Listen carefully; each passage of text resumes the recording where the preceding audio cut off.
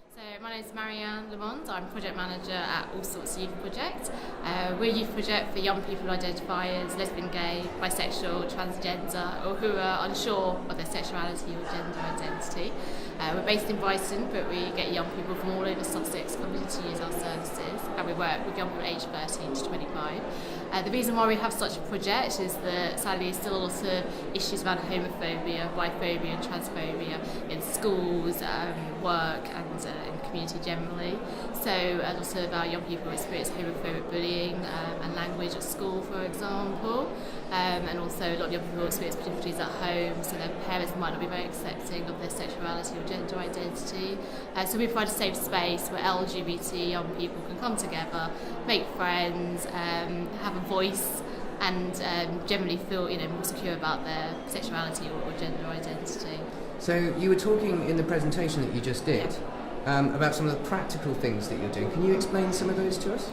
Okay, so in terms of engaging with young people, we have a range of services, including a weekly drop-in, an under-16s group that meets fortnightly, and also a monthly women's group, men's group, and a trans youth group. We also do a lot of work using social media, so kind of virtual contact with the young people. So we have a Facebook page specifically for our members, and also a Facebook page for the general community to kind of update them about what's happening at Allsorts. And we use our Facebook page with young people to update them about events and activities at Allsorts, to communicate with them, stimulate debate and discussion about various LGBT issues. And it's a really good way to communicate with those who are very hard to reach, who can't access our services, for example, because they live in rural Sussex, can't easily get to Brighton. We're the only really established LGBT youth group in Sussex. Or those who, for other reasons, might not feel confident enough to start coming to Allsorts. So it's a good way to kind of reach them and have contact with them. So you talked about some of the advantages there. How do you use it?